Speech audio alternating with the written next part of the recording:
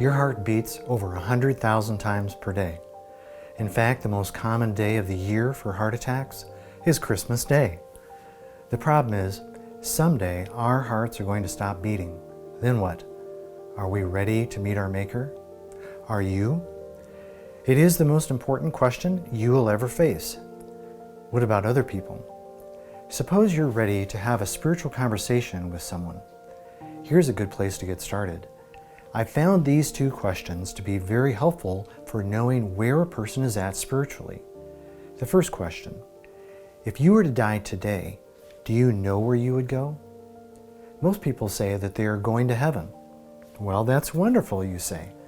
So let me ask you a couple of quick questions. They're just diagnostic questions. Yeah. So if you were to die, so it's Brianna. Yes. Brianna, if you were to die today, do you know where you'd go? And you'd say?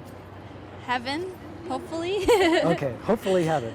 So Sydney, how would you answer the question? If you were to die today, do you know where you would go?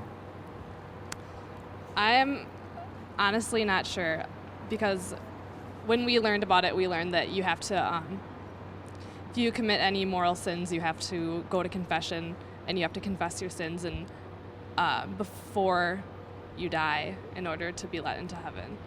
So it's a confusing topic for me, I guess.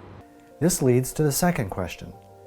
If you were to die and go to heaven's gate and God says, Tony or Linda, whatever your name is, why should I allow you into my kingdom? What would you say to him? Next question. So if you were to die and go to heaven and God says to you, Brianna, why should I allow you into my kingdom? What would you tell him? I don't even know. I have no idea. I really don't know. I would deserve to. You grew up in a Lutheran church, and I know that the Lutherans teach stuff about this. See, I was baptized Lutheran, but my parents never made me go to church. I really have no idea about religion. Is this something you think about? Do you have a concern about dying someday? Oh yeah, it's my biggest fear, because I don't understand what's gonna, I know what I want to come afterwards, but I don't, I was never educated on exactly what to believe in. If you were to die today and God was to say to you, on what basis should I allow you into my kingdom? What would you tell him? I would say, because I'm aware of my sins, and I feel bad for everything that I've done, and I know everything. I'm aware of it, and I don't think that, I don't have anything to I don't feel like I need to justify those actions. I know that what I did was wrong. Now you have their attention. Most people don't know what to say in response. Someone might say, well, I'm a good person, or at least I'm an average person. Hey, I'm not a Hitler type, okay? But being a good person or being a nice guy is not going to get you into heaven. Many years ago, I was going to a school in Chicago. I was with a group of people doing street evangelism, and I'll never forget this one lady that told me that she was going to heaven because she's a Baptist. I tried to get her to clarify, but she just said it again. It's because I'm a Baptist. Okay, so why ask these two questions? Maybe they seem a little silly to you.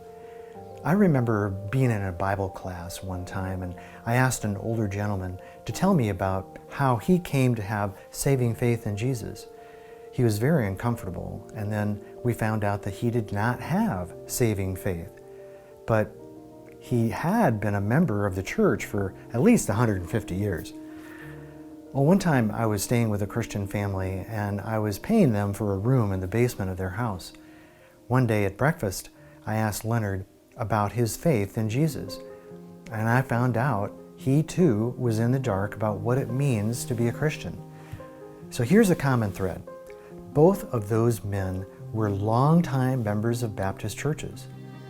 News alert, being Baptist does not give you entrance into heaven. Neither does giving to the church, or being religious, or doing good things.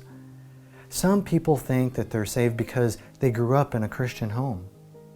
Have you ever heard the expression, God has no grandchildren, He only has children? If you are not a child of God, you're not destined to heaven.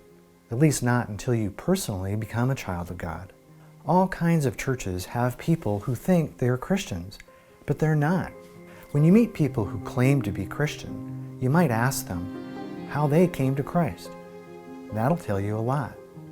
But when I'm out on the street attempting to speak to people about Jesus, I often start with those two questions because it's a quick way to get to the gospel.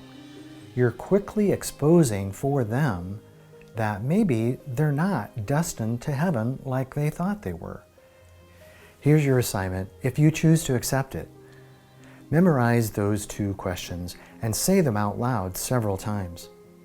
Next, find someone and ask them those two questions. That should lead to a very interesting discussion. Come back for the next video for how to share the gospel using a very handy bridge illustration. See you next time.